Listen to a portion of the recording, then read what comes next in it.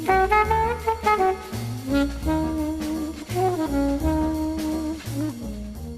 afternoon and welcome to this week's edition of Halftime Talk.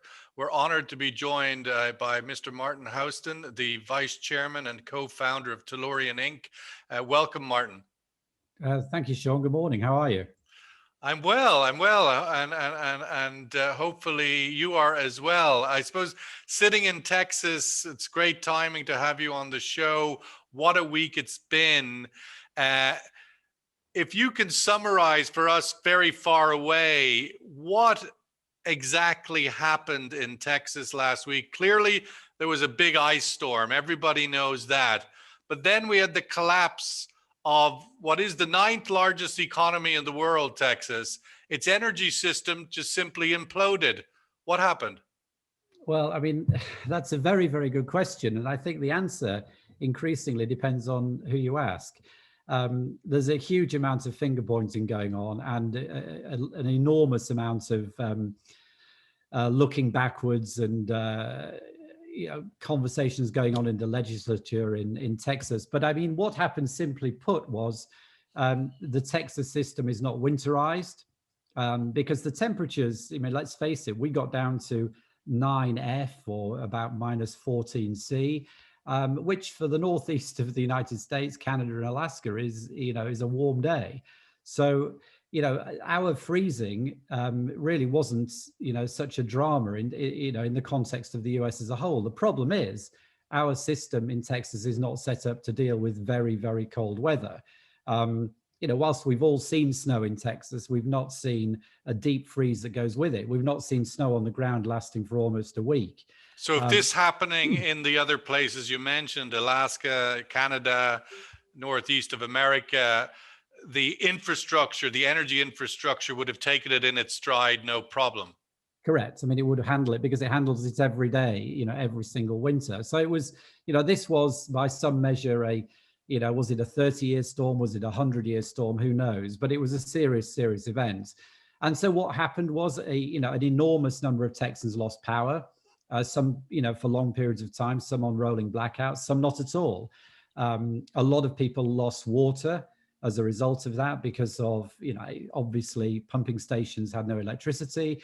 But the bigger problem actually was frozen pipes. And, one of the things we could perhaps come on to in this conversation is what happens next. And of course, one of the things that happens next is that the insurance industry has got a massive set of claims ahead of it, where, hundreds of thousands of people will be making claims for frozen pipes and the destruction to their property that causes, which is... I saw today the very sad news of a family who'd lost their 11-year-old son who died, it would appear, in a hypothermia situation, and are suing for $100 million. That's just one out, I'm sure, millions of lawsuits. Yeah, look, I think, that's absolutely right. I mean, it's tragic, it's tragic because the human effect was enormous. I mean, it's clear that this was a hurricane type event because of the damage that water damage does, as opposed to wind damage typically to property. But of course, there's been loss of life, and that's not the end of the lawsuits. Of course, it's just the beginning. I mean, the lawsuits now will be looking at the mismatch between the retail power purchasers and the distributors. The power system will be going into a legal meltdown in the next few days as the lawsuits catch up, because of course, power was capped out at $9,000 per megawatt hour. But of course, if there was a fixed price to sell at 10 cents per megawatt hour, then you can imagine that many, many companies are going to go bankrupt as a result of this. So that, we're just at the beginning of what Well, I think inside that, Martin, there seems to be a lot of, this is a uniquely Texas story that in some ways has ramifications for the energy transition. It has ramifications for electrification, and potentially the outcome of which may guide how other places in America and other countries proceed. Now, if I understand it, looking at that from the Texas point of view, Texas is uniquely in the lower 48 states an island of energy. It is not connected to the rest of the country. So in its hour of need, New Mexico or Louisiana or whatever are your bordering states were not able to send you electricity. Let's just deal with that subject first. Is that an issue coming out of this? Is that a headline issue or not? Well, look, it became a headline issue, but it's one of many. I mean, Texas, ERCOT is entirely independent from the east and west sectors in the United States. Now, whether we could have wheeled power in were we connected from neighboring states is another matter, because the deep freeze, of course, was pretty well across the southern states, and whether there would have been surplus power is another matter entirely.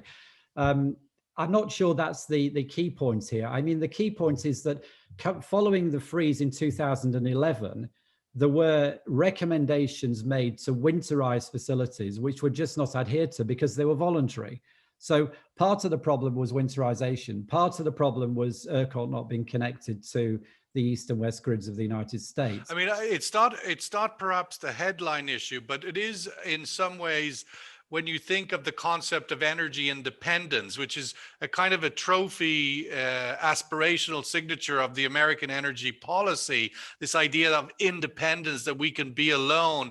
Texas is alone in its energy independence. And on this occasion, it was very costly. It was huge. I mean, look, the cost, it hasn't even been measured yet, as I've mentioned. I mean, the insurance cost, the bankruptcies, the litigation on the human side as well as on the on the out of the money side. I mean, it's enormous. And of course, there will be a knee-jerk reaction from both probably for sure at the state level, perhaps even at the federal level as well. And it does have ramifications for other states, which will be looking at their own statewide energy policies and making sure that they're not caught up in this as well. I mean, there's a couple of other things that are worth pointing out, Sean. One is that the key generating fuel in this past week has been coal. So here we are in Texas, where we're proud of the huge construction of wind farms. And the enormous amount of wind power available, and yet, there was a more or less 50% increase year over year in the use of coal, and 80%, almost 80% month over month. So an enormous reversion to the very thing that, of course, we've been trying to move out of, the energy. I did see some reporting, including from senior energy executives on the oil side, blaming the renewables, wind and solar power, and their lack of winterization, if that's the word. There's another new word we've learned, that they're in essence trying to blame the renewable power component of the grid, because it wasn't winterized. It tripped the grid, or it caused the problem. Is that spin, or is there truth in that? I think there's a bit of truth in all of the accusations. I mean, there's truth in the fact that the wind power in the North Sea has got de-icing capabilities on it. Wind power in Texas does not. So it is a fact that they were iced up. But there is also a fact that they can be designed not to ice up. So that is one of the aspects. Lack of winterization of gas facilities, of other energy facilities is also to blame. I mean, look, everybody is doing this right now, and there's going to be a lot of that. And, finding your way through this miasma of rhetoric is going to be extraordinarily difficult. And I'm prepared to say that even, 6 months from now, there will people who believe it's one or the other to blame in the main. It is a combination of many things, without any pun intended, a perfect storm of things that happened all at the same time. And what is the immediate legacy now, a week later, or not even a week later? The scale of shale oil production knocked out was up to 4 million barrels, reporting was. Obviously, on the gas side, what is the physical legacy still today in terms of actual energy production that's still offline?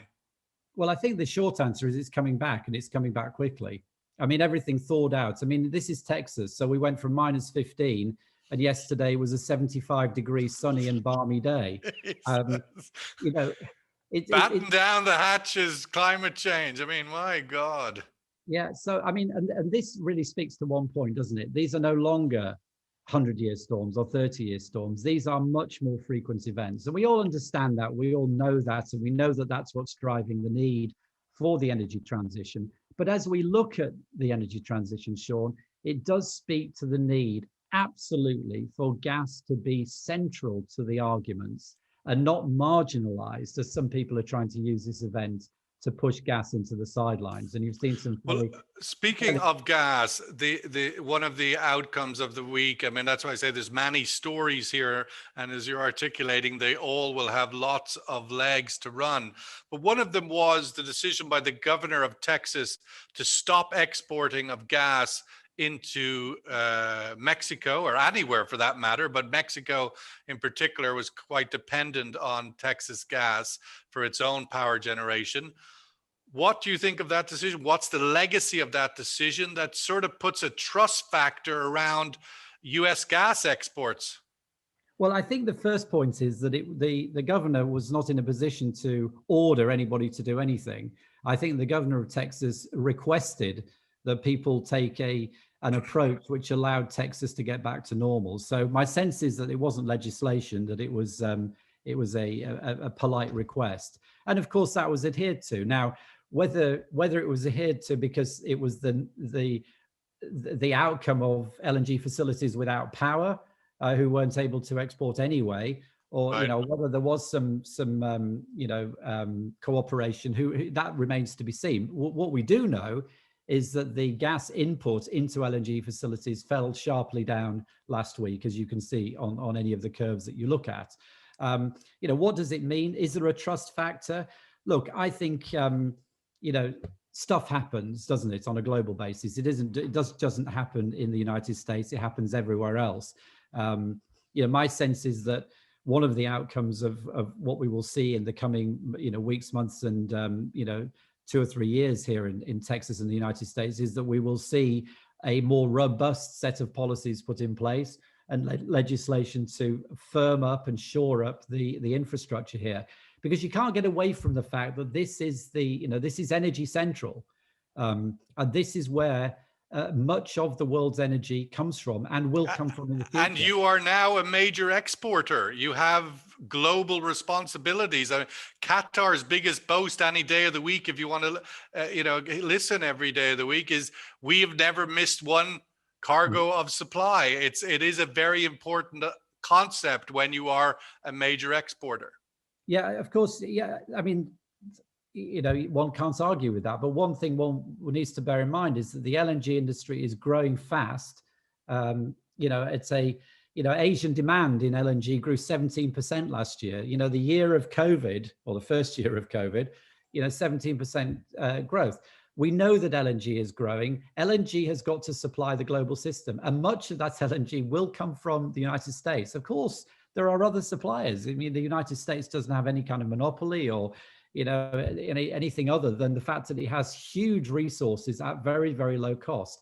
And with companies like Tellurian delivering those resources at cost plus, there was at very, very low cost into a global system that needs, above all, low cost energy, low cost reliable energy, and the United States does and will continue to deliver that on a long-term basis. How does this event, I mean, from the point of view of this massive disruption in Texas, how does it impact some of these issues? I mean, in terms of, let's say, looking forward, does renewables get hit? It's not the best idea. Or does gas have to be kept at home? Or is there any sort of legacy issues about which fuel choice is the premium one? Which does it affect the commitment to the export policies that have been 3 or 4 years old? Where do you see that legacy impact? I'm not sure I see this as a legacy of anything. I mean, look, gas is the natural partner for renewables. We all know that. And it's just a case of getting policy to drive that. I mean, we've got a lot of, interest groups driving everything from electrify everything, which is going to solve nothing other than cost, extraordinary sums of money and certainly not lead to the decarbonization that it's supposed to be bringing. Gas is a long-term solution. I mean, one of the things to remember, Sean, is that a 2050 Paris compliant, 2-degree compliant outcome still has hydrocarbons in the mix, and it still has a lot of gas in the mix, and still gets to net neutral and reaches all of the targets.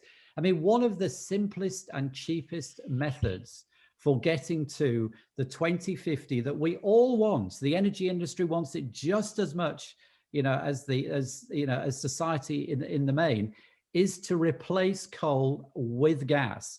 Now, I've already told you that in the crisis of last week, 42% of generation on one day was coal. Wow. So now, maybe there was some extenuating circumstances relating to the deep freeze and so on, but it still says that we have not shifted coal out of the mix. And if you look on a global basis, I mean, gas is the solution. Low cost gas is the solution for the economies that cannot afford to pay for expensive fuel. We can afford to pay for expensive fuel in America, in the main. We shouldn't have to, but we can.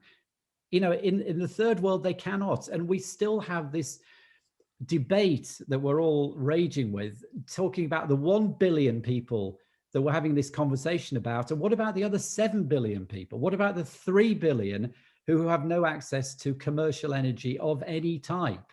I mean, one thing, I've said this to you before, Sean, in a note over the weekend. I mean, one of the things this last week has taught me is is to be, humble about our ability to flick a light switch and have power, and to turn on a tap and have water. Because this week, when I couldn't do either of those things, I realized just how difficult the lives of the majority of the globe are today. So look, I will never take water and electricity for granted again. And it puts into sharp relief, the lives of the people for who there is no easy solution. And it's those people that we have to consider alongside the 1 billion as we think about the energy transition. And just to end this little soliloquy, gas is a major part of that solution. And I can't emphasize that enough. And we in North America have the ability to export that gas, notwithstanding last week's slight bump in the road. We have the ability to export that gas at low cost to the economies that need that low cost energy, that long-term security of supply, that long-term diversity of supply. Not all energy is going to come from one source. So look, gas is firmly cemented in the long-term energy transition, in my view. Where do you think the politics of this go in the context of the point you just made on coal? Obviously, there's a new American president with a commitment to the transition. Gas prices in America have been a little bit elevated. In some case, they spiked dramatically much before this great ice storm in Texas. How do you think the politics come out of this event and impact or do not impact the new energy policies of the new administration? I think those energy policies have been formed as we speak, Sean. I think we're seeing some mixed messages coming out of Washington at the moment. I'm seeing, a degree of energy policy which has been set on, as we move forward. I mean, much the same way as foreign policy has been, is a little bit schizophrenic at the moment as well. So, I mean, those things will evolve. I mean, look, there's no doubt that this government is more determined to reach, the Paris goals, and is more determined to make America, Paris compliant, if you like. But that's not to say that we have to do illogical things. We have to think about what is fundamentally cost-effective, realistic, within our budget, meets the requirements of the energy transition, and meets the requirements of the global population, whilst providing export revenue for the United States. Don't forget the power of the exports to the US economy, to a huge range of potential gas. It is very the big challenge for Biden on the energy side, decarbonizing the American economy, decarbonizing power production, when you give statistics like that, 40% of power generation from coal in Texas, I mean, that is replicated in other places. Uh, how does that get tackled if in the context of a slightly more elevated gas price that we've seen in recent weeks? That's a very good question. I mean, look, if you look forward, the forward curve is around 250, I would say, to 2025. But the forward curve bobbles about as we've seen, and of course, last week we saw a steep excursion.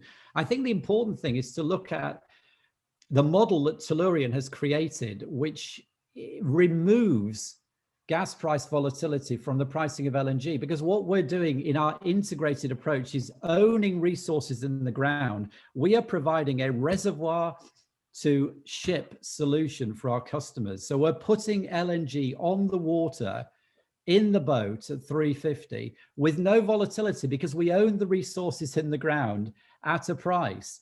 In other words, that gas moves at the marginal cost of production, of liquefaction, of shipping, plus debt service, plus the cost of equity. And that becomes a real opportunity for economies like India, economies like China, where it's 350 into the boat and it doesn't matter what Henry Hub does.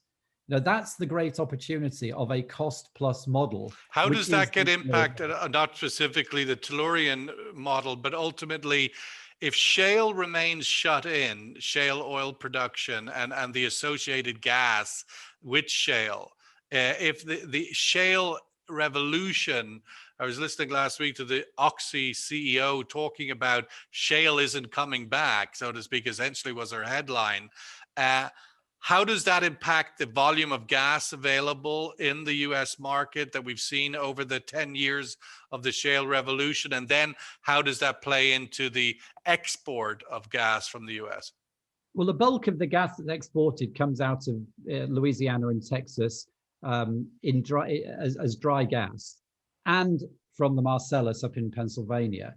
So, those resources are huge. I mean, for Tellurian, we will be relying on the Haynesville Shale, which is a phenomenal producer of dry natural gas. We're not relying on the Permian Basin. The Permian Basin provides additional supply for sure, but we are, firmly planted and rooted in the Haynesville as our source of gas, on a fully integrated basis. And I can't stress enough that we are not a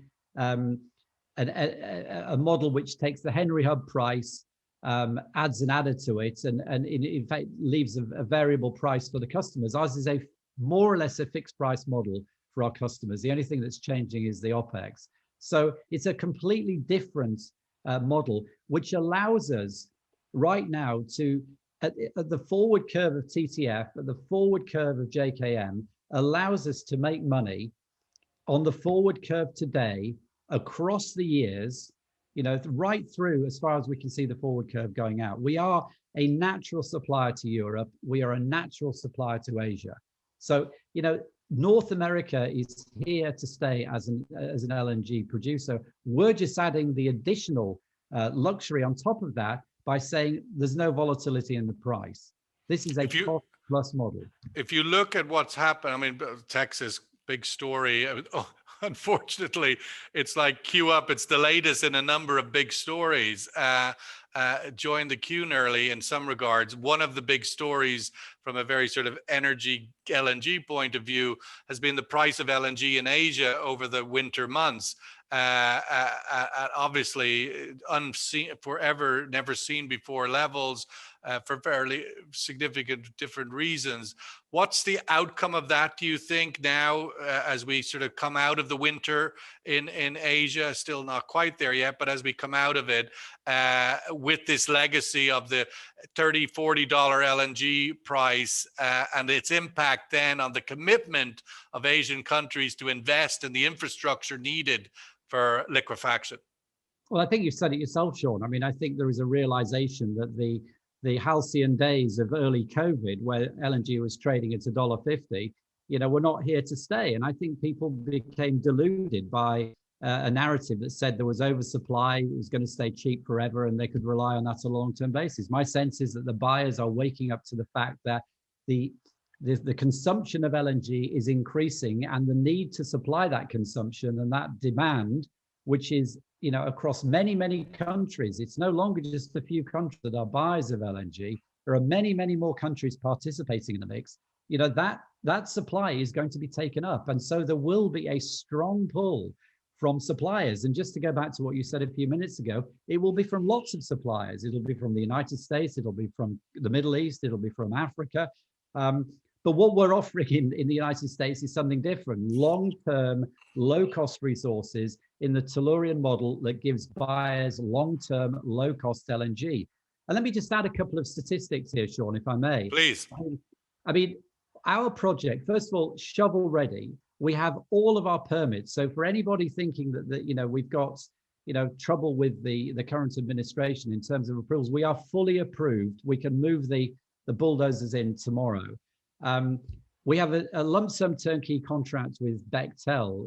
In my view, the Rolls Royce of EPC contractors in the LNG space, and in many other spaces as well, for that matter. Very big here in the Middle East, big players in Saudi Arabia.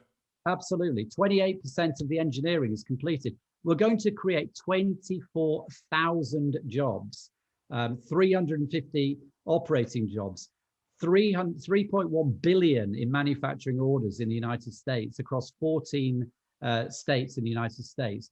Investing heavily in the local community. We haven't even started construction yet. We've already invested 2 million in local communities in Louisiana already, and we're not even on site. And just the final point, if I may, the management of Tellurian, myself, Sharif, Octavio, and many of our other colleagues, together we are responsible as a management team for 18% of LNG production today. And we've, between us, over 35 years, we've been delivering low-cost LNG. So this is a team that absolutely knows what it's doing. Well, it's certainly, I think the timing is very much the wind in your sails in the context of coming out of COVID with this sort of, as the super sort of commodity cycle that we seem to be upon us in different ways, and the rise of Asia as the major energy market, and LNG being, and gas, the transition fuel. It all points in one direction, which I'm sure will see very positive outcomes for anybody in that business. Just to wrap up where we started, it's early in the week after, the morning after the night before. You've had a shower.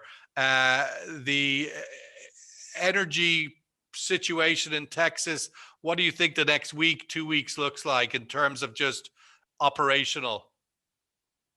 I think operational, we're almost back to normal, I would say. And, you can see that in the pricing of natural gas and power. Demand is, abated. Of course, it's, as I said yesterday, got up to 75 degrees certainly in where I am in Texas. The strangest thing was at the end of last week, we saw oil prices come off Thursday, Friday, when you were still freezing. Yeah, well, I think oil's another story, and that's a topic for another day. I think that the fundamentals around that are something to create a lot of debate about. But I think, look, things are reverting to normal. I think what you're going to see in the coming days and weeks is the insurance industry taking a lot of the strain, litigation, bankruptcies, recrimination, finger pointing, all the nice stuff. This is definitely going to be, the morning after the night before in many other ways. But yeah, go ahead. I was going to say, in terms of operations, I say, condition clear, but or almost clear. But I would say, the ancillary stuff, there's a lot to talk about. It's on days like this you wish you were a lawyer, right? It's the happy days of dispute. They'll be very busy, as they always are, I suppose. Martin Houston, Vice Chairman of Tellurian Inc., thank you so much for giving us the update from Texas and all of the fuel mix that is coming out of that state and surrounding states. Have a good day and have a good week, and best of luck to all of you and your community of recovery from this great ice storm of 2021.